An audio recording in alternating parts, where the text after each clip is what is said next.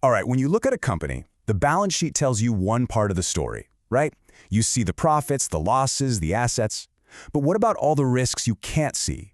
The kind of stuff that can bring a company to its knees before it ever shows up in the financial reports. Well, today, we're going to dive into exactly that, how you measure those hidden dangers. So let's make this real. Imagine you're an investor and you're thinking about putting your money into a company. How on earth do you figure out if they're doing business in places where bribery and corruption are, just part of the game?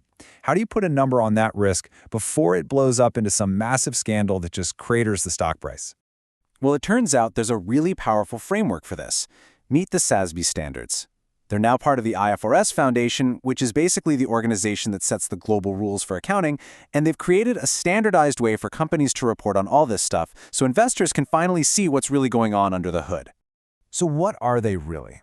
Just think of them as 77 different playbooks, one for every single industry you can imagine, from software companies to mining operations. They tell companies, hey, here's the non-financial information that actually matters to your investors. It creates a kind of common language for talking about things like environmental impact, employee safety, and business ethics. The easiest way to get your head around this is to think of it like a nutritional label on a box of food. Seriously, you don't have to guess what's inside. All the key ingredients, the risks, the opportunities, they're all listed right there in a super clear, standardized format.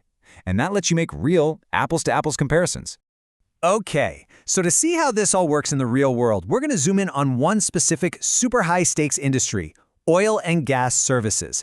This is the perfect example of why these non-financial factors are so incredibly critical. These are the folks who do all the heavy lifting for the giant oil producers. They're the ones drilling the wells, building the massive equipment, and providing all the technical know-how. Their operations are unbelievably complex, and they're spread all over the globe, often in some pretty challenging places. And this is where it gets really interesting, because it shows you why the old financial statements just aren't enough. In this world, you don't win a contract just by being the cheapest. No way. You win it by being the safest, by having the best tech, and by having a reputation that is absolutely rock solid. One bad accident or one ethical slip-up can literally destroy your business overnight. So, let's apply our litmus test. We're going to zoom way in on one single metric from the SASB standard for this industry. A metric that's designed to do one thing: track the risk of corruption by simply following the money. Okay, just look at how specific this is. This isn't some fuzzy statement about we value ethics. The standard gets right down to a hard, quantifiable number. It asks a very simple question.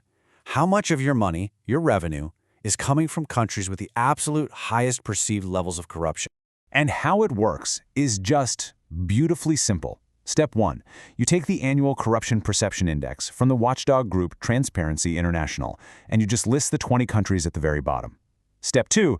You add up every dollar of revenue the company made in those specific countries. And Step 3.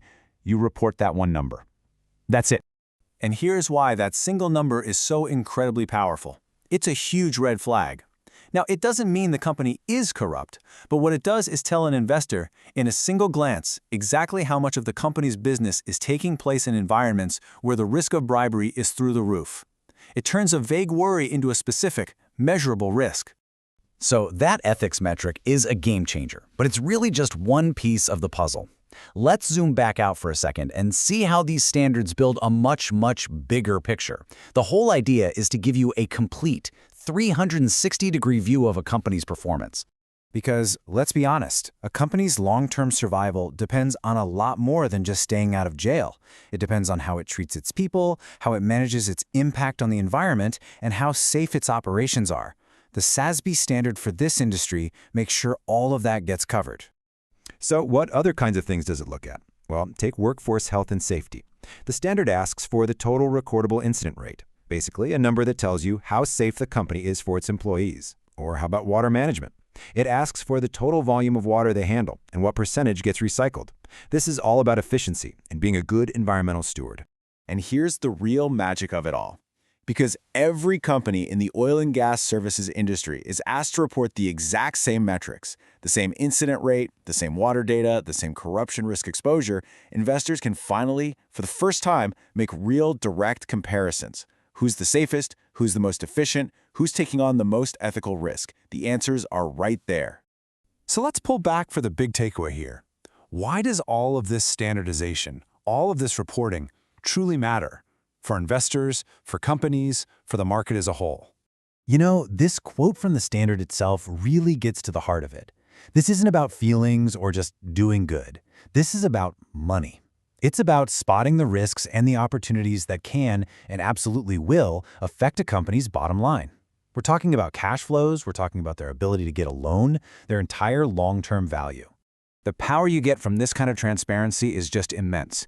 It lets you make genuine comparisons, which forces companies to be more accountable. It gives investors the tools they need to see around corners and manage those big, scary long-term risks.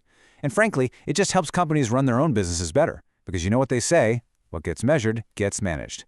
At the end of the day, that's what this is all about. It's a system for taking these massive, invisible risks, things like corruption, safety problems, environmental damage, and making them visible, making them quantifiable, and making them comparable for everybody. And that leaves us with one last thing to think about. We've seen how this works for one industry, but just imagine for a second. What if this level of crystal clear, standardized, non-financial reporting was the law of the land for every industry, for every public company out there? How would that fundamentally change how we invest our money, how companies behave, and maybe even how we define what a successful business really is?